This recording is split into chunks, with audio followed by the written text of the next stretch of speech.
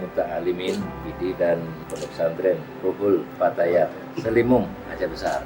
Memang saya berjanji ingin datang ke pondok pesantrennya, hingga saya di sini untuk menjalin silaturahim, tidak lain tidak bukan hanya masalah itu, sekali memberikan bantuan sedikit.